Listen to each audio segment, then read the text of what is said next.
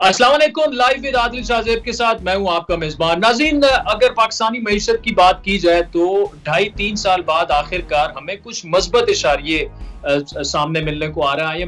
IMF के साथ एक प्रोग्राम मुकम्मल हो चुका है और IMF का वफ्द इस वक्त पाकिस्तान में है।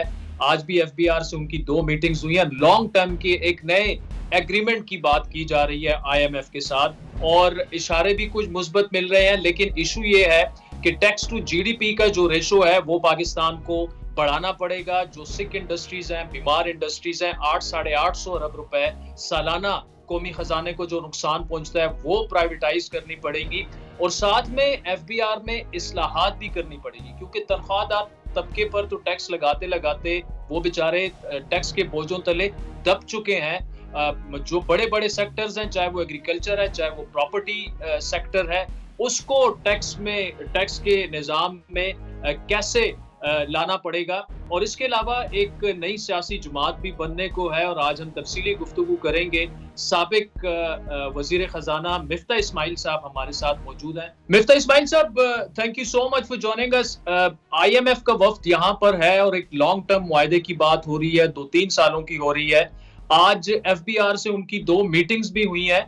एक तो जो IMF की जानिब से जो जेस्चर्स आ रहे हैं और जो ऑप्टिक्स हैं, तो लग रहा ये है कि कुछ थोड़े बहुत इशारे भी मस्बत आना शुरू हुए हैं। एक तो क्या आप समझते हैं कि ये मुआहदा आसानी से हो जाएगा?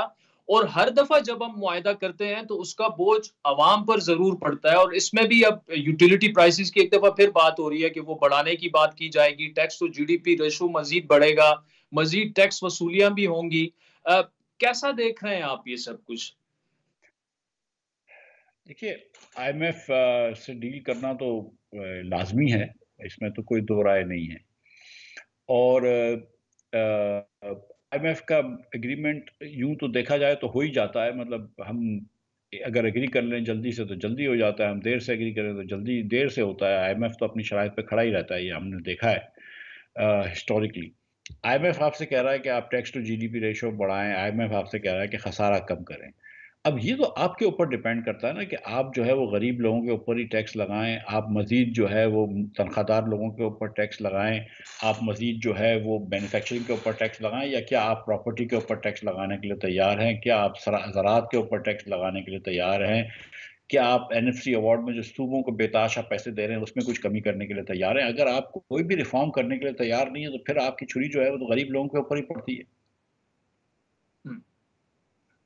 तो इसका मिफ्ता साहब, अभी जो इस वक्त एक अहम इशू हमारा है उस पे थोड़ा सा हमें एजुकेट कीजिएगा। व्यूअर्स के लिए भी ये जानना जरूरी है। ये जो फाइनेंसिंग गैप की बार बार बात की जाती है, इसका मतलब क्या है? यानी कि हमें हर साल जो है वो कितने बिलियन डॉलर्स हर लिहाज में चाहिए अपने जो हमारा शरह सूद जो इतना ऊंचा है डोमेस्टिक कर्जों का, फिर हमें डेब्ट सर्विसिंग बाहर की करनी है, कर्जे वापस करने हैं। फाइनेंसिंग गैप जो है कितना बड़ा इशू है इस वक्त IMF के साथ मुज़ाकरात में? देखिए, फाइनेंसिंग गैप ही की वजह से हम IMF जाते हैं। 2 किस्म के फाइनेंसिंग दरकार होती है। एक डोमेस्टिक डेट के ऊपर, यानी कि पाकिस्तान में जो हमने कर्ज़ पैसे पाकिस्तानी रुपयों में जो हुकूमत ने कर्ज़ लिया हुआ है, और एक जो कि बैरून मुल्क के पैसों में जो हमने कर्ज़ लिया हुआ है। तो यहाँ पे हमने तकरीबन समझ लीजिए कि सब 40,000 अरब रुपया हमारा डोमेस्टिक डेट है जिसके ऊपर हम सूद देते हैं। हमारे पास जो टैक्स मौसूलात होती हैं वो तकरीबन इतनी होती है कि हम सूद दे सकें डोमेस्टिक डेट के ऊपर। फॉरेन डेट को मैं भी शामिल नहीं कर रहा हूँ। जी। या अगर आप टोटल डेट को देखें तो इतने पैसे भी नहीं होते कि हम सूद दे सकें, तो हमको उसके लिए भी मज़ीद बोरो करना पड़ता है। क्योंकि कोई बैंक हमारे को पैसे देने के लायक नहीं है, क्योंकि किसी के पास इतने पैसे नहीं होते जितना बड़ा हुकूमत का खसारा होता है, जो इस साल 8,000 अरब रुपए का होगा तकरीबन। तो ये नोटें छापनी पड़ती हैं स्टेट बैंक को, जिसकी वजह से महंगाई बढ़ती है, जिसकी वजह से आपने देखा है कि इतने लोग गुर्बत के नीचे चले गए हैं। दूसरा आपका फॉरेन जो होता है गैप होता है, क्योंकि फॉरेन नोटें हम छाप नहीं सकते डॉलर्स, तो फिर इसलिए हमको कर्ज लेना पड़ता है। हम कर्ज लेकर कर्ज उतारते हैं। तो और कर्ज हमको अभी इस वक्त कोई देने के लिए तैयार नहीं। जब कोई भी कर्ज नहीं दे रहा होता तो मुल्कों को बचाने के लिए, बैंक्रप्सी से बचाने के लिए फिर IMF के पास आपको जाना पड़ता है। और जब IMF कहता है कि हाँ, ये मुल्क ने کچھ ریفارمز کیے ہیں اور وہ سیدھی راہ پہ آنے کے لیے تیار ہے، تو پھر IMF بھی لون دیتا ہے اور دیگر ممالک بھی لون دیتے ہیں۔ پاکستان کا تقریباً ہر سال 20 سے 24 ارب روپے کی لاگت ہم کو ضرورت ہے، 24 ارب ڈالر کی، 20 سے 24 ارب ڈالر کی ضرورت ہوتی ہے جو ہم کو دنیا کو لوٹانے ہوتے ہیں، جس میں سے 8-10 ارب ڈالر جو ہوتے ہیں وہ تو ہمارے دوست ممالک نے، سعودی عرب، چین اور UAE نے ہمارے پاس ڈپازٹس دیے ہیں، وہ آٹومیٹکلی ہو جاتے ہیں۔ اس کے بعد 13-14 ارب روپے ہم نے کچھ ڈالرز دینے ہوتے ہیں، اس کے اندر سے بھی کچھ جو ہوتے ہیں وہ ری رول ہو جاتے ہیں، تو ہم کو تقریباً آپ سمجھ لیجئے کہ 4-5-6 ارب ڈالر جو ہے وہ نیٹ واپس کرنے ہوتے ہیں۔ اس میں world bank, Asian development bank اور IMF جو ہوتا ہے اس کے بھی آپ کو 2.5-3 بلین ڈالرز واپس کرنے ہوتے ہیں، لیکن اگر آپ کا ان سے پروگرام چل رہا ہے تو آپ 3 ارب واپس کرتے ہیں اور 4 ارب نیا قرض دیتے ہیں، لیکن آپ کو جو چین کو CPEC کے مد میں واپس کرنے ہیں اس میں آپ کو نئے پیسے نہیں مل رہے، جو پیرس کلب کو آپ نے واپس کرنے ہیں اس میں آپ کو نئے پیسے نہیں مل رہے، تو 2-4 ارب ڈالر آپ کو چاہیے ہوتے ہیں نئے پیسے واپس کرنے کے لیے۔ اچھا مرتضی صاحب، دوسرے بتائیے جو ٹیکس ٹو GDP والا معاملہ ہے، اس میں FBR میں اصلاحات کے بغیر تو معاملہ آگے کی طرف بڑھے گا نہیں۔ اب ہمارے تاجر ٹیکس دینے کے لیے تیار نہیں ہے، جب وہ اسکیم اناؤنس ہوتی ہے صرف 200 تاجر جو ہیں وہ رضاکارانہ طور پر رجسٹریشن کرتے ہیں۔ اسی طرح پھر ایک اور بات کی گئی کہ جی جو نان فائلر ہیں ان کی سمیں بلاک کر دیں، وہ بھی آج کورٹ نے اس آرڈر کو بھی سٹرائک ڈاؤن کر دیا۔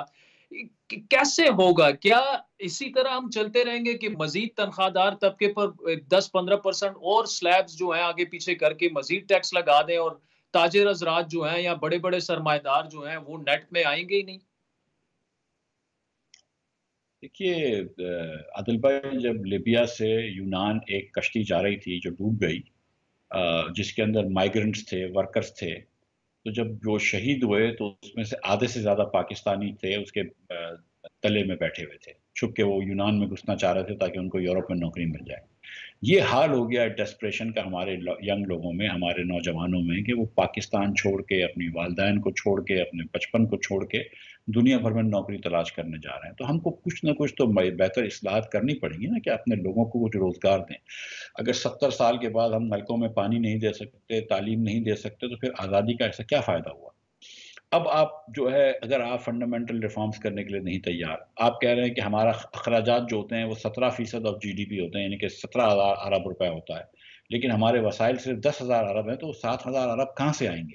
اور پھر جب IMF کہتا ہے کہ اخراجات کم کرو یا خسارہ کم کرو کم از کم، تو آپ بولتے ہیں اچھا ہم ٹیکس لگائیں گے، لیکن وہ بھی غریب لوگوں کے اوپر، نوکری پیشہ لوگوں کے اوپر، مینوفیکچرنگ کے اوپر، تاکہ برآمدات بھی نہ بڑھ سکے۔ آپ نے کیا کوئی ضد ہے کہ آپ نے صوبوں کو اتنے پیسے دینے ہیں؟ کوئی ضد ہے کہ آپ نے زراعت کے اوپر، پراپرٹی کے اوپر ٹیکس نہیں لینا؟ کوئی ضد ہے کہ ہم کو دکانداروں سے ٹیکس نہیں لینا؟ یہ کیا انصاف ہے کہ ایک آدمی جو نوکری کر رہا ہے وہ 50,000 روپے مہینے کے کما رہا ہے تو اس سے ہم ٹیکس لیتے ہیں، لیکن 25 لاکھ دکاندار ہیں، اس میں سے 20,000 40,000 دکاندار ٹیکس دیتے ہیں، باقی 24.5 لاکھ نہیں دیتے؟ تو یہ تو زیادتی ہے نا، یہ تو زیادتی ہے۔ تو ہم کو ایکویٹیبل ہاریزونٹل ایکویٹی بھی کرنی پڑے گی، کہ جتنی بھی آمدن ہو آپ کی، چاہے وہ نوکری سے ہو، چاہے زراعت سے ہو، چاہے صنعت سے ہو، چاہے پراپرٹی سے ہو، آپ برابر کا ٹیکس دیں، اور جتنے امیر لوگ ہیں وہ زیادہ ٹیکس دیں اور غریب لوگ کم ٹیکس دیں۔ ہم تو الٹی گنگا چلاتے ہیں، ہم تو ٹوتھ پیسٹ اگر غریب خریدتا ہے اس کے اوپر ٹیکس لیتے ہیں، صابن غریب خریدتا ہے اس کے اوپر ٹیکس لیتے ہیں۔ تو ہم کو ذرا سا اپنے ٹیکس نظام کو بدلنا پڑے گا۔ یہ FBR کے نظام کو بدلنا کافی نہیں ہے۔ آپ نے FBR کے تو ویسے ہی ہاتھ باندھے ہوئے ہیں، آپ نے کہا تم زراعت کے اوپر تم ٹیکس نہیں لے سکتے، جائیداد کے اوپر تم ٹیکس نہیں لے سکتے، دکانداروں سے تم ٹیکس نہیں لے سکتے، تو پھر وہ رہا سا کیا؟ نوکری پیشہ لوگ ہی ہیں۔ جی، اور مرتضی صاحب، آج جو پرائم منسٹر کی سٹیٹمنٹ ہے کہ اسٹریٹجک اداروں کے سوا حکومت کی زیر ملکیت تمام اداروں کی نجکاری کا اعلان کیا گیا، جس میں بجلی کی کمپنیاں بھی شامل ہیں۔ اب پیپلز پارٹی کی تجویز ابھی تک یہی ہے کہ پبلک پرائیویٹ پارٹنرشپ کے ذریعے ان اداروں کو چلایا جائے۔ تو اب تک جو نجکاری کا عمل ہوا ہے، جو سکھ انڈسٹری کا، خصوصاً PIA کا، اور جو پروفیٹیبل ادارے ہیں، کیا آپ سمجھتے ہیں کہ وہ بھی اب ٹائم آ چکا ہے کہ حکومت کا کام جو ہے، ایک پوائنٹ آف ویو یہ بھی ہے کہ اداروں کو چلانا نہیں ہے اور ان کو ڈسپوز آف کیا جائے؟ میں تو بالکل یہ سمجھتا ہوں، اور آج سے میں خاص کو 10 سال سے میں بارہا یہ بات کر رہا ہوں، کہ سارے اداروں کو، چاہے وہ نفع میں ہوں یا نقصان میں ہوں، ان کو بیچ دینا چاہیے۔ حکومت کا کام پیٹرول پمپ چلانا نہیں ہے، حکومت کا کام پولیس چلانا ہے، حکومت کا کام جو ہے وہ ٹرکنگ کمپنیاں چلانا نہیں ہے، حکومت کا کام کورٹ سسٹمز چلانا ہے۔ حکومت اپنا کام تو ٹھیک کر نہیں سکتی ہے، تو پھر دوسروں کا کام کیوں کرے گی؟ जहाँ तक पब्लिक प्राइवेट पार्टनरशिप का ताल्लुक है, तो हुकूमत चाहे तो 10-20-30% शेयर उन कंपनियों का रख ले। लेकिन जो कश्मीर में हुआ है कि जिस तरह एक हमने रिफॉर्म नहीं किया कश्मीर को, ना हमने सूबे का हक दिया है, ना उसको हम डिविजिबल पूल में लाके उसको प्रोविंशियल शेयर्स के अंदर पैसे देते हैं, ना उधर टैक्स लगाते हैं। लेकिन फिर आपने 2 दिन के प्रोटेस्ट के बाद आपने बिजली जो है वो 6 रुपए यूनिट कर दी है, महंगी तरीन बिजली। तो अब आप कश्मीर में बैठे हुए हैं तो आप 6 रुपए यूनिट दे रहे हैं, और 1.5 किलोमीटर एक दूर गांव में पंजाब में अगर आ गए तो आप 60 रुपए यूनिट दे रहे हैं। ये कौन सी तरीका है? या इसी तरह अगर आपकी कश्मीर में दुकान है और आप 15 रुपए यूनिट दे रहे हैं, लेकिन 50 मीटर दूर अगर केपी में आपकी दुकान है तो फिर आप 100 रुपए यूनिट बिजली के दे रहे हैं। तो ये तो तरीकाकार नहीं है ना। अगर जो शहबाज शरीफ साहब अगर कश्मीर के इस प्रोटेस्ट से इतना डर गए हैं और 21 अरब रुपए की ग्रांट दे दी, तो फिर मुझे बताइए कि वो लेस्को का जब आप प्राइवेटाइजेशन करने जाएंगे तो क्या करेंगे वो? तो मेरे ख्याल से हुकूमत को अपने कुछ उसूलों पे खड़ा रहना चाहिए। कश्मीर का एक मसला है, मैं इसमें कोई बात नहीं कर रहा हूँ, बिजली महंगी है, सारी बातें हैं, उनका उनका मंगला डैम का वाटर हाइडल प्रॉफिट भी है, वो भी बात सही है, कश्मीरियों की बात गलत नहीं है। लेकिन उसका आप एक मुनसिफाना हल, लेकिन जामे हल करें, जिसके अंदर आप उनको हुकूक दें सूबों के, उनको उनके मेंबरान डालें नेशनल असेंबली के अंदर, और फिर आप उसको एक कॉम्प्रिहेंसिव वो करें, या कम से कम उनको सूबों के जितना राइट्स तो दें, और उनको टैक्स सिस्टम में भी लेकर आए और उनको डिविजिबल पूल में भी लेकर आए। लेकिन अगर आपने ये नहीं दिया है और आप सिर्फ खौफ की वजह से कि कुछ लोग रोड पे आ गए हैं, आप ये इस किस्म के कंसेशंस देंगे तो ये तो बड़ा मसला हो जाएगा। ठीक, तो मिफ्ता भाई काफी वैलिड पॉइंट आपका, और इस पर हम आगे चलकर प्रोग्राम में तफसीली गुफ्तगू भी करेंगे। एक मुझे बताएगा कि पाकिस्तान और ईरान के दरमियान जो है तिजारती मुआहदे भी हुए, अमेरिका ने तनबीह भी की, गैस पाइपलाइन भी है, लेकिन इंडिया ने जो है पूरा चाबहार पोर्ट उठा के उनको दे दिया है 10 सालों के लिए। एक तो स्ट्रेटेजिकली आप इसको कैसे देख रहे हैं, और क्या पाकिस्तान को कुछ थोड़ा बहुत परेशान होना चाहिए, या चाइना शायद ज्यादा परेशान होगा इस फैसले से? नहीं, देखें, हिंदुस्तान के अज़ाइम कभी पाकिस्तान के लिए नेक तो नहीं रहे। अगर हमारे बॉर्डर से कोई 50 किलोमीटर या 100 किलोमीटर दूर हिंदुस्तान की कुछ कंपनियां वहाँ पे उनके पोर्ट पे बैठी हैं, और सिर्फ कंपनियां तो नहीं बैठी होंगी और लोग भी बैठे होंगे। हमने देखा था कि यहाँ पर हमने वो हिंदुस्तान का सिपाही हमने पकड़ा भी था बलूचिस्तान के अंदर, मुझे नाम याद नहीं आ रहा उसका। तो मतलब ये हिंदुस्तान को आपने एक ठिकाना दे दिया है कि पाकिस्तान में मजीद तखरीबकारी करे, और मशरिक से तो कर ही रहे हैं, अब मगरिब से भी तखरीबकारी करे, तो ये पाकिस्तान के लिए बिल्कुल तशवीशनाक बात है। अच्छा मिफ्ता इस्माइल साहब, आप अपनी जमात बाकायदा तौर पर एक तो शायद थर्सडे को लॉन्च करना जा रहे हैं, क्या एक तो नाम उसका डिसाइड हो चुका है, और दूसरा जो एक अहम बात है, देखिए 75 सालों में अगर हम देखें तो personality driven political parties Pakistan में आती हैं, वो भुट्टो साहब हों, बीबी हों, नवाज शरीफ साहब हों, शहबाज शरीफ साहब हों, मरियम नवाज हों।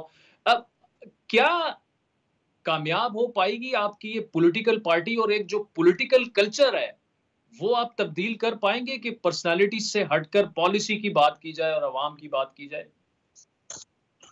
सर, गुजारिश ये कि जुमेरात को नहीं लॉन्च करने वाले, हम सोच रहे थे कि जुमेरात जुम्मे में इसकी रजिस्ट्रेशन का प्रोसेस शुरू कर देंगे, तो उसको वक्त लगेगा। अच्छा। जून के महीने में लॉन्च करेंगे। एक तो ये गुजारिश है, और नाम का इंशाल्लाह 1-2 दिन के अंदर फाइनल हो जाएगा, तकरीबन हो चुका है, लेकिन फाइनल इंशाल्लाह 1-2 दिन में हो जाएगा जी। तीसरी जो बात आपने कही कि क्या हम पर्सनैलिटी बेस से हट के जो आइडियाज़ बेस कह रहे हैं कि हम नज़रियाती बेस पे IT पार्टी बना रहे हैं, क्या ये कामयाब होगी कि नहीं, इसका मुझे नहीं पता जवाब। मैं आपको सच बताऊं, देखें, ना हम अक्ल कुल है, ना ये दावा करते हैं।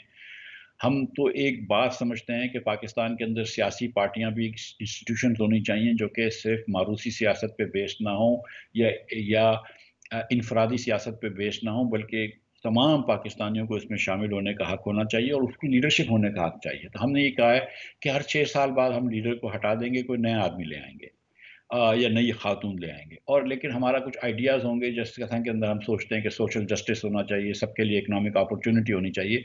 वो आइडियाज़ पे जो भी हो वो हमारी पार्टी को आगे लेके जा सकता है।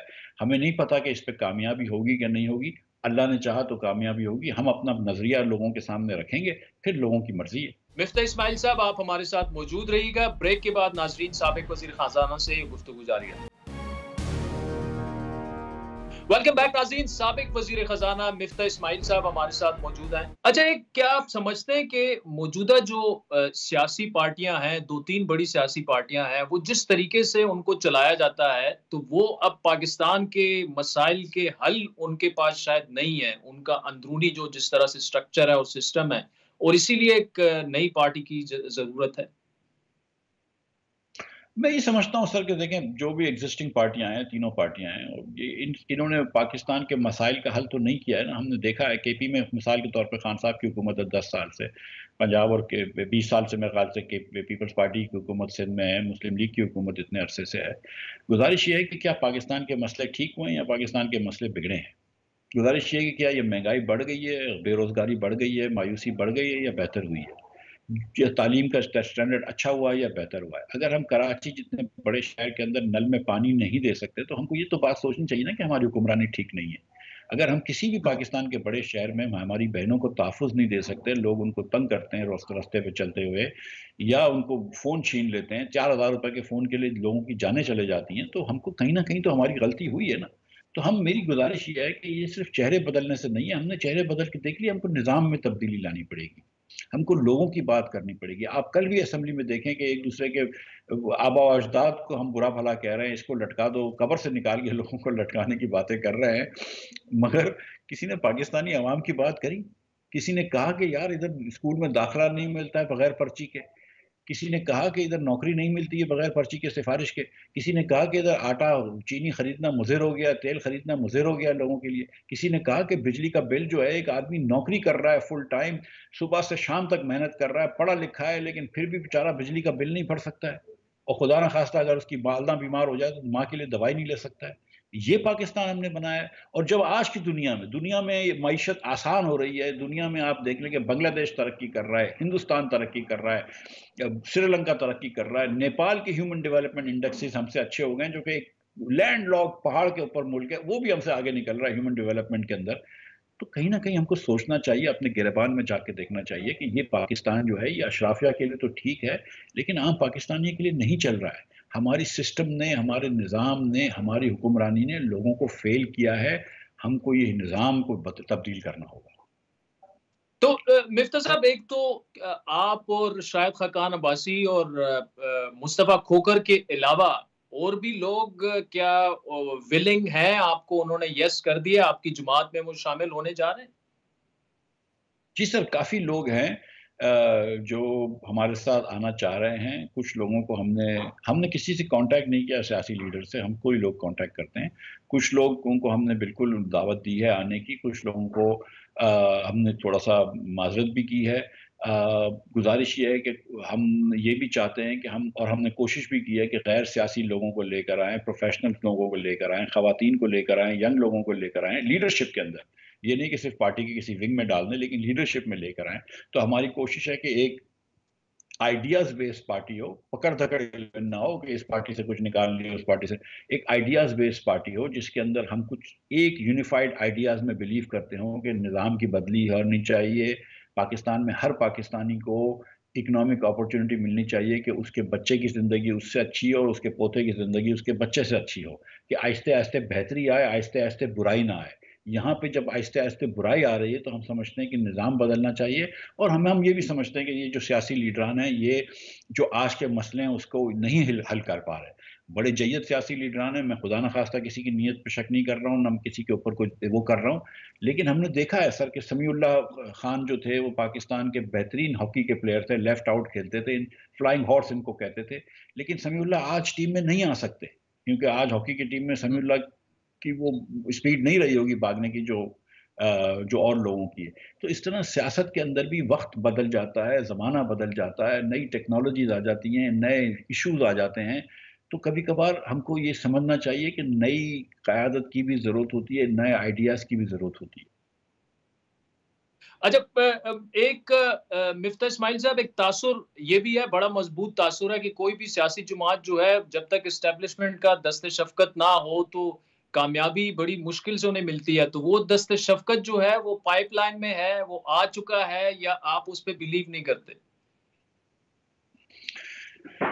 دیکھیے عادل بھائی، جو میں نے 2 دن پہلے ایک اوپیٹ لکھا ہے اخبار میں مضمون لکھا ہے، نیوز اخبار میں نے اس پہ گزارش یہی کی ہے کہ ہم اگر آئیں گے کبھی پاور میں، اور اس کی کوئی گارنٹی نہیں ہے کہ ہم پاور میں آئیں گے، لیکن اگر ہم کبھی پاور میں آئے تو وہ آپ کے ووٹ سے آئیں گے، ان لوگوں کے ووٹ سے آئیں گے. ہم کسی سے کوئی ڈیل کر کے نہیں آئیں گے، کیونکہ پھر جب آپ کوئی لاتا ہے تو پھر کوئی نکالتا بھی اور پھر آپ کو کمپلینٹ ہوتی ہے. تو یہ اس سے اچھا کہ اس چکر میں نہ پڑیں، اور نہ ہمارے اوپر کوئی دست شفقت ہے، نہ کسی نے رکھنے کی کوئی آفر بھی کی ہے. مطلب میں تو یہ بھی کہہ دوں کہ یہ نہیں ہے کہ ہم نے منع کر دیا ہے کہ بھئی ہم کو نہیں چاہیے، انہوں نے آفر بھی نہیں کیا ہے.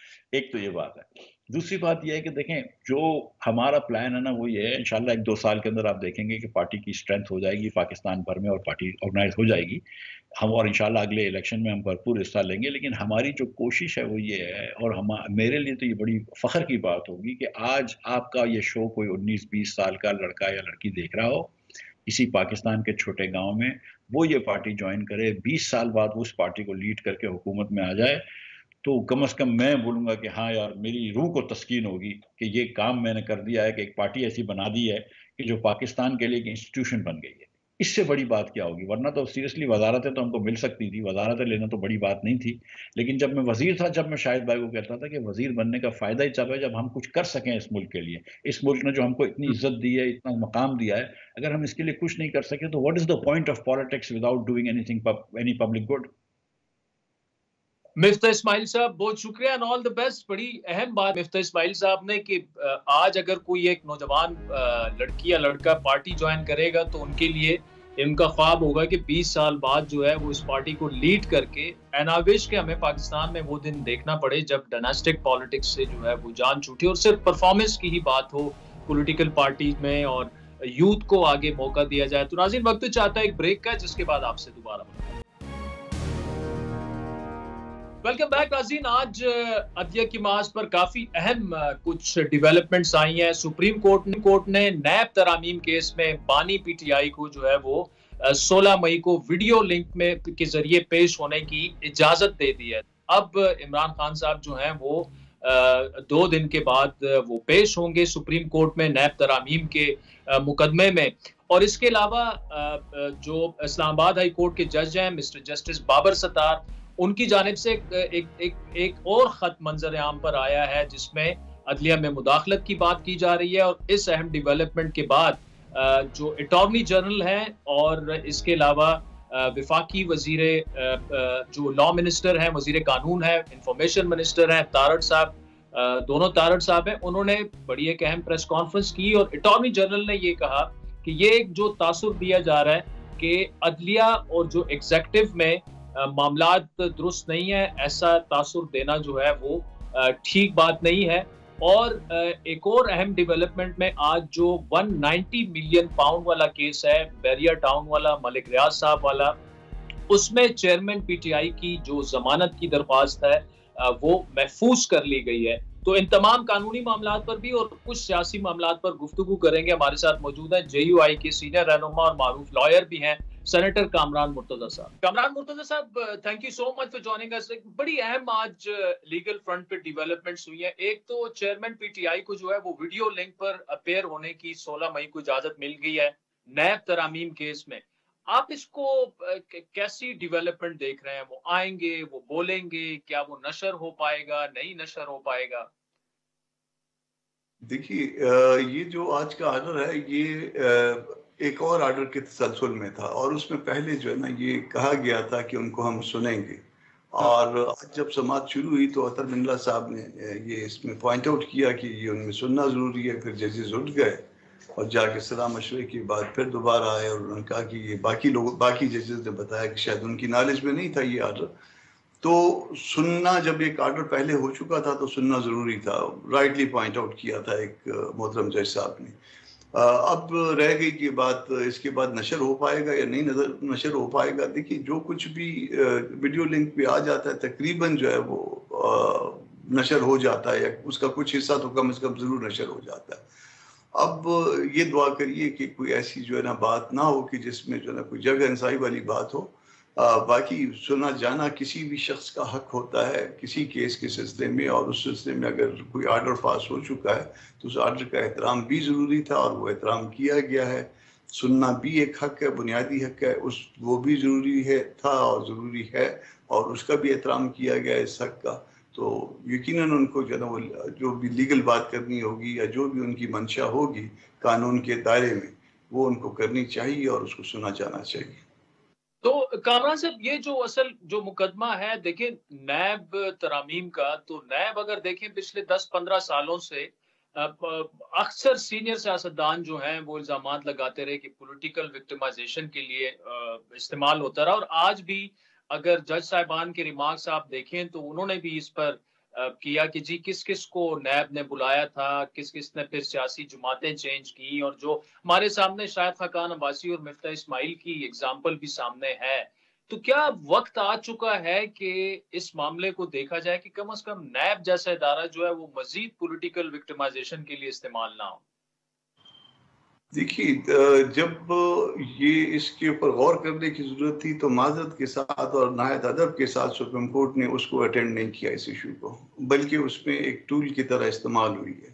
اور اب بھی اگر ہو جائے تو چلیں، دیر آئے درست آئے، اس کے مصداق جو ہم کہیں گے کہ ٹھیک ہو گیا، مگر اس کو سینٹ کے الیکشن میں استعمال کیا گیا، باقی جگہ پہ لوگوں کو مشرف باسلام مشرف صاحب نے مشرف باسلام کیا یا مشرف کیا. تو یہ سارا کچھ ہوتا رہا، اس کے بعد بھی ہوتا رہا. اب اس کے بعد آپ دیکھ لیجئے کہ اس کو غلط ہر حکومت نے استعمال کیا، اس میں عمران خان گورنمنٹ ہو، آج کی حکومت ہو، وہ حکومت ہو جس میں ہم اس کا حصہ تھے، ہر حکومت کے دور میں اس کو غلط طور پہ استعمال ہوئی ہے اور یہ مخالفین کے خلاف استعمال ہوئی ہے.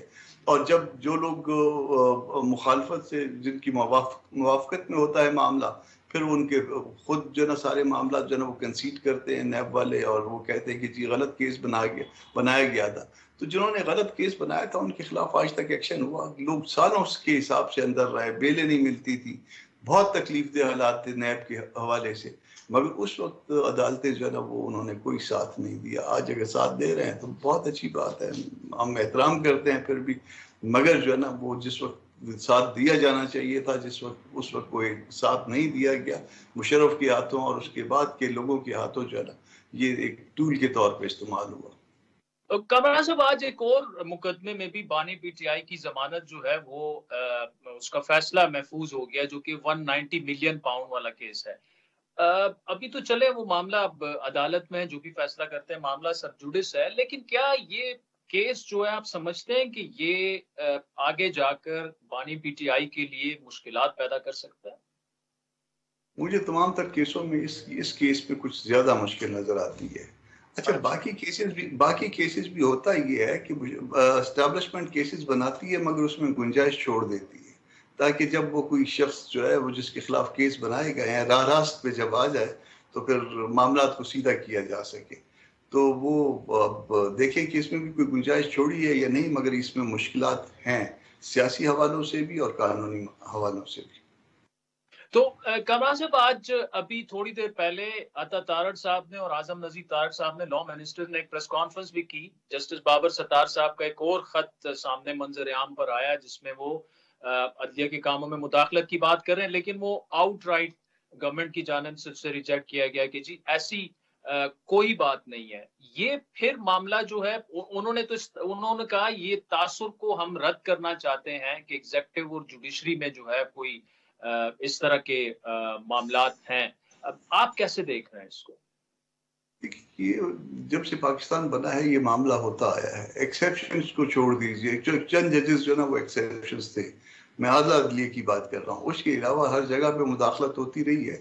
اور کسی نے جو نا اگر کوئی میرے جیسا کمزور آدمی کیا تو ڈانٹ دیا، کوئی آپ جیسا طاقتور آدمی کیا تو کام کر دیا. تو یہ ہر دور میں جو ہے نا استعمال بھی ہوتے رہے ہیں. وہ استعمال ہوتا ہے جس کو استعمال کیا جا سکتا ہو. ایکسیپشن اپنی جگہ پہ ہر وقت موجود رہی ہے اور انہوں نے مقابلہ کیا حالات کا. بعض اوقات مشکل میں پڑے ہیں، بعض اوقات مشکل میں نہیں پڑے ہیں، مگر یہ ہماری عدلیہ اگر ٹھیک ہوتی تو شاید آج پاکستان کا یہ حال نہ ہوتا. کامران صاحب تھوڑی سی اگر سیاسی بات کر لی جائے، سنا ہے کہ چیئرمین پی ٹی آئی نے مولانا صاحب کے لیے کوئی پیغام بھی بھیجا ہے. اب دیکھیں اس وقت بالکل ایک ڈیڈ لاک ہے، پی ٹی آئی مذاکرات نہیں کرنا چاہتی. اور یہ معاملہ کیسے آگے بڑھے گا؟ مطلب کیا مولانا صاحب اس میں کوئی کردار ادا کر سکتے ہیں، اور اس بات کے کتنے چانسز ہیں کہ جے یو آئی جو ہے وہ تحریک انصاف کے ساتھ مل کر کوئی تحریک چلائے؟ دیکھیے، مذاکرات کی بات یہ ہے تو مذاکرات کے لیے ایک چیز جو ہے اس کو آپ سامنے رکھ لیجئے، وہ ہے دستور، پاکستان کا دستور۔ پاکستان کے دستور پہ آج بھی تقریباً تمام لوگ متفق ہیں۔ چند لوگ ایسے ایکسیپشنز بھی کہہ لیجئے کہ ایسے ہیں جو کہتے ہیں دستور کے خلاف بات کرتے ہیں، مگر ان کی تعداد جو ہے نہ ہونے کے برابر ہے۔ خدا نخواستہ ایسا وقت نہ آ جائے کہ جس میں زیادہ لوگ ہو جائیں اور وہ دستور سے باہر کی بات کرنے لگ جائیں۔ اسی کو بنیاد بنایا جا سکتا ہے، اور دستور کے دائرے میں جو دستور توڑتے ہیں وہ دستور کے اندر واپس آ جائیں۔ وہ ہمارے لیے محترم ہے، ہمارے سر آنکھوں پہ، مگر دستور کے دائرے کے اندر۔ اور اگر وہ دستور کے دائرے کے اندر نہیں آتے تو پھر یقیناً جو ہے نا پی ٹی آئی سے بھی بات ہو سکتی ہے، دوسری سیاسی جماعتوں سے بھی بات ہو سکتی ہے، تحریک بھی ہو سکتی ہے، اور اس کے نتائج خدا نخواستہ خراب بھی ہو سکتے ہیں۔ تو کامران صاحب دیکھیں، 9 مئی کا جو واقعہ تھا وہ بھلایا بھی نہیں جا سکتا، اور ایسے واقعات جو ہیں وہ ہونے بھی نہیں چاہیے۔ اب D G I S P R کی جو پریس کانفرنس تھی وہ بڑی کلیئر کٹ تھی، جب تک اس پر ندامت کا اظہار نہیں کیا جائے گا، معافی نہیں مانگی جائے گی، آگے نہیں بڑھا جا سکتا۔ پی ٹی آئی نے کہا جی ہم تو معافی مانگے گی نہیں۔ اب یہ کس طرح معاملہ اگین پھر پولیٹیکل لیڈرشپ کی ہی ذمہ داری ہے، لیکن عمران خان صاحب جو ہے وہ تو سیاسی جماعتوں کے ساتھ بیٹھنا ہی نہیں چاہتے، تو یہ کیسے معاملہ یہ آگے بڑھے گا؟ ویسے بائی دی وے 9 مئی کا واقعہ تو بہت بڑا تھا جس کو جو ہے معافی سے مشروط کیا جا سکتا ہے، مگر بائی دی وے میں خدا نخواستہ آپ کی ٹائی چرا لوں تو ٹائی چوری کرنے کے بعد، یا ٹائی کو میں کسی پکڑ کے پھاڑ دوں، اس کو آگ لگا دوں، اس کے بعد کیا میری معافی سے وہ آپ کی ٹائی آپ کو واپس مل جائے گی؟ کیا وہ ٹائی کا جو جرم میں نے چرانے کا یا پھاڑنے کا یا جلانے کا کیا وہ کیا ختم ہو جائے گا؟ ایسا ہرگز نہیں ہوگا۔ ڈی جی صاحب کو ایسی بات نہیں کرنی چاہیے تھی۔ جواب میں تو جو کہہ رہے ہیں وہ کہہ رہے ہیں، مگر یہ D G I S P R صاحب کو جو ہے نا یہ بات بنتی نہیں تھی کہ وہ کہتے کہ پہلے معافی مانگو اس کے بعد آگے چلیں گے۔ معافی مانگنے سے یہ جرم کنڈون تو نہیں ہو جائے گا اگر جرم ہے تو، اور اگر جرم نہیں ہے تو پھر اس کا حق ہے کہ اس کو لوگ جو پکڑے ہوئے ہیں ان کو چھوڑا جائے۔ صرف معافی سے مشروط کرنا جو ہے یہ بذات خود ایک جرم ہے۔ تو ویسے ان کا جو کرکس اگر ہے کامران مرتضی صاحب، ان کی پوری پریس کانفرنس کا وہ یہی تھا کہ جب تک ندامت کا اظہار نہیں کیا جائے گا، اور رول آف لا تو اپنی جگہ پر دیکھیں، عدالتوں میں تو یہ چیزیں چلتی رہیں گی، لیکن نہ اگر آپ اس کو کنڈیم کرتے ندامت کا اظہار کرتے ہیں، نہ سیاسی لیڈرشپ کے ساتھ بیٹھنے کے لیے تیار ہیں، تو پھر تو خدا نہ خواستہ یہ ڈیڈ لاک جو ہے یہ خطرناک طرف جا سکتا ہے۔ شاہزے بہت آسان سی بات ہے، اگر یہ افینس کمٹ ہوا ہے تو کیا کنڈون کیا جا سکتا ہے؟ پہلا سوال۔ دوسرا سوال، کیا جو ہے وہ ایک ادارہ اس کو کنڈون کر سکتا ہے؟ یہ دوسرا سوال۔ اور اس کے بعد جو ہے نا وہ اس کنڈوننس کے نتیجے، اس کو کنڈون کر کیے جانے کے نتیجے میں واقعی اس کو کنڈون کر بھی دیا جائے گا، یہ تیسرا سوال۔ اور وہ عدالتیں اس کو اس کنڈون کیے جانے کو ایکسیپٹ کر لیں گی، یہ اگلا سوال۔ تو یہ ساری باتیں جو ہے نا یہ بالکل غلط مفروضے پہ، بلکہ مس کنسیپشن کہہ لیجیے، مس کنسیپشن کے اوپر مبنی ہے، اور یہ بالکل ایسا نہیں ہو سکتا۔ اگر جرم ہوا ہے تو وہ کنڈون نہیں ہو سکتا، اس کی سزا ہوگی۔ اگر جرم نہیں ہوا تو پھر آپ نے غلط بیانی کی ہے، پھر وہ آپ اس کے لیے جو بھی غلط بیانی ہے اس کو بھگتنا پڑے گا۔ کامران صاحب، وے فارورڈ اس وقت ملک کے لیے کیا ہے؟ آپ کیا سمجھتے ہیں کہ نواز شریف صاحب آگے بڑھیں، زرداری صاحب صدر مملکت ہے وہ آگے بڑھیں، ایک آل پارٹیز لیڈرشپ کی کانفرنس بلائیں اور بیٹھیں تو یہ معاملات حل ہوں گے نا؟ دیکھیے، دو باتوں سے جو نا بڑی آسانی سے حل نکل آئے گا۔ ایک، الیکشن کا آڈٹ کروا لیجئے، 10% کا آڈٹ کروا لیجئے، 15% کا جس کے اوپر پارٹیز ایگری کر جائیں۔ اگر وہ 10-15% کے آڈٹ کے نتیجے میں یہ لیجیٹمیٹ ہے، گورنمنٹ جینون ہے، اس کے نتائج ٹھیک ہیں، تو اس کو 5 سال پورے کرنے دیے جائیں۔ دوسری بات، ہم سارے طے کر لیں کہ ہم نے دستور کے دائرے کے اندر چلنا ہے۔ یہ ایک مقدس کتاب ہے، مقدس معاہدہ ہے، ہم نے اس کے اندر چلنا ہے، اور اس میں ان کو بھی یہ بات طے کرنی ہوگی جن کے پاس طاقت ہے اور وہ طاقت کی بنیاد پہ ان اصولوں کو ڈسٹرب کرتے ہیں۔ جس دن یہ دو باتیں طے ہو جائیں گی اس کے بعد معاملات آگے ٹھیک چلیں گے۔ ناظرین، وقت چاہتا ہے ایک بریک کا، جس کے بعد آپ سے دوبارہ ویلکم بیک ناظرین. آزاد کشمیر میں 5-6 روز سے جو احتجاج جاری تھا، جو کہ پرتشدد بھی پھر ہو گیا، وہ ایکشن کمیٹی کے اعلان کے بعد وہ ختم ہو چکا ہے، اور وفاقی حکومت نے تقریباً 22-23 ارب روپے کی سبسڈی بھی دے دی ہے، جس میں بجلی بھی کم نرخوں پر ملے گی آزاد کشمیر میں، اور آٹا بھی کم نرخوں پر ملے گا. لیکن یہاں پہ ایک اہم سوال ہے کہ جب اعلان ہو گیا تھا سبسڈی کا، تو پھر اس کے بعد معاملات آؤٹ آف کنٹرول کیسے ہوئے؟ اور یہ معاملہ جو تھا یہ کب سے چل رہا تھا؟ ایسا تو نہیں ہو سکتا کہ اچانک ہی 30-40 ہزار لوگ جو ہیں وہ سڑکوں پر نکل آئے. تو یہ معاملہ کیسے مس ہینڈل ہوا؟ تفصیلی گفتگو کریں گے. سابق وزیر اعظم آزاد کشمیر جناب قیوم نیازی صاحب ہمارے ساتھ موجود ہے. نیازی صاحب بہت شکریہ. ایک تو اس وقت حالات وہاں پر کیسے ہیں، اور کیا آپ یہ سمجھتے ہیں کہ کم از کم کل کے مقابلے میں آج حالات جو ہیں وہ زیادہ کنٹرول میں ہیں؟ جی شکریہ آپ نے لیا.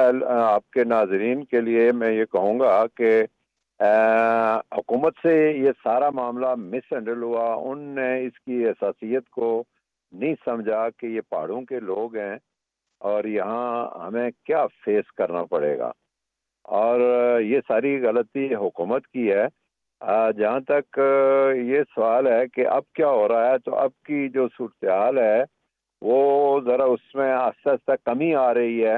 وہ کل والی صورتحال نہیں رہی، اس لیے کہ جو یہ کمیٹی تھی ایکشن، کیا نام ہے اس کا، جوائنٹ ایکشن کمیٹی، اس کی جو اطمینان تھا اس کی بنیاد پر انہوں نے کال آف کر دیا یہ سارا نظام. لیکن جہاں ماتم ہو گئے، جہاں لوگ مر گئے، بچے مر گئے، وہاں تو ابھی زخم ہی زخم ہے نا جی. تو اس لحاظ سے میں یہ کہوں گا کہ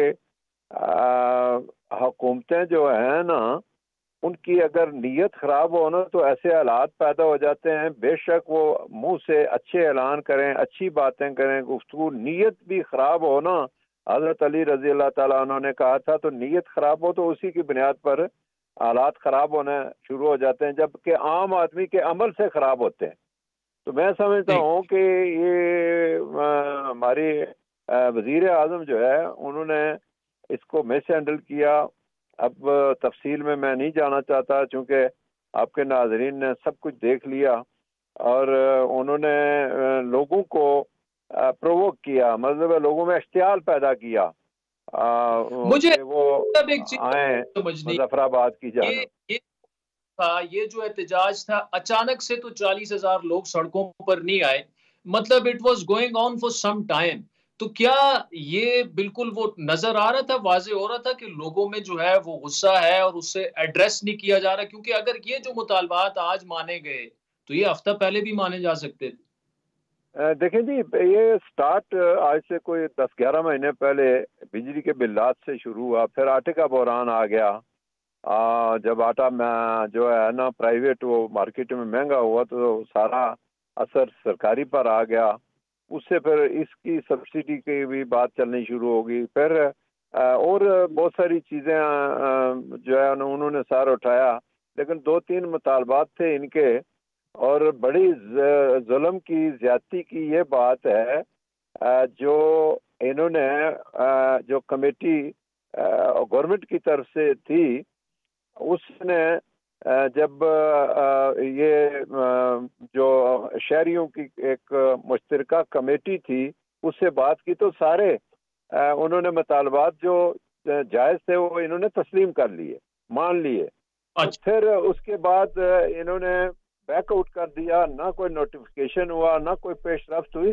تو اشتعال اس سے بڑا. نمبر 2، پرائم منسٹر جو ہے وہ ایسے تڑیاں لگاتے رہے کہ تم آؤ گے، کس پل سے گزرو گے، ایک پولیس والا اور ایک تم ہو گے، وغیرہ وغیرہ. تو یہ جو ہے نا جی حکمران ایک خاندان میں جس طرح ماں باپ کا کردار ہوتا ہے، اس طرح حکومت میں جو ہوتے ہیں حکمران، ان کا یہ عوام کے لیے یہ کردار ہوتا ہے جو ایک خاندان میں ماں باپ کا ہوتا ہے. اب وہاں اگر یہ ماحول پیدا ہو جائے اور پھر حکومت یہ چیزیں کہنا شروع کر دے اور لوگوں کے مقابلے کے لیے ان کو کہنا جو مقابلہ، پھر دیکھا نا صبر ہیں. ٹھیک ہے یہ لوگ نوجوان مرے بھی ہیں اور ایک پولیس آفیسر بھی مر گیا, لیکن سمجھ آ گئی کہ اس طرح کی گفتگو سے فائدہ کیا ہوا. عزت سعادت بھی گئی. آج کوئی انہیں باہر ہی نکلنے دیتا, اور مظفر آباد چھوڑ کے تو اے جے کے گورنمنٹ آ کے اسلام آباد ایک پناہ میں وہ آگے, اور ان کو کوئی پناہ نہیں آزاد کشمیر میں ملتی تھی. تو یہ ہے کہ لوگ پھر نکلے اس خاطر کہ ایسے پھر نپٹیں گے جو کہ ہماری فکر نہیں کرتی, ہمیں ہماری مشکلات کے لیے نہیں ہے, تو ہم ان کے لیے آسانی کیسے پیدا کریں. یہ اصل میں یہ معاملہ تھا. ٹھیک چلیں, عبد القیوم نیازی صاحب سابق وزیر اعظم آزاد کشمیر ناظرین ہمارے موجود تھے. جیسے بھی ہوا دیر آیت درست آیت. اب معاملات جو ہیں وہ جس طرح نیازی صاحب کہہ رہے تھے کہ کنٹرول میں تو آ گئے ہیں, لیکن معاملہ مس ہینڈل ہوا کس سے ہوا اس کی بھی ضرور انکوائری ہونی چاہیے, کیونکہ اگر تو مطالبات سارے مان لی گئے تھے تو اس کے بعد ایک انٹرنیشنل ہیڈ لائن بن گئی تھی, اور آزاد کشمیر جو ہے وہ اس کی سینسیٹیوٹی ہم سب کے لیے زیادہ ہے. تو بہتر ہوتا کہ حکومت جو ہے وہ حالات اپنے کنٹرول میں رکھتی, اور ایسے جب بھی پروٹیسٹ ہوتے ہیں اور عوام جب سڑکوں پر آتے ہیں تو کم از کم طاقت کے ساتھ اس کو ڈیل نہ کیا جائے, تو معاملات تبھی بہتر طرف جا سکتے ہیں. تو ناظرین آج کے پروگرام پر فیڈ بیک ہمیں ضرور دیجیے گا. ہمارا ٹویٹر ہینڈل ہے @عادل شاہ زیب. اجازت دیجیے, خدا حافظ.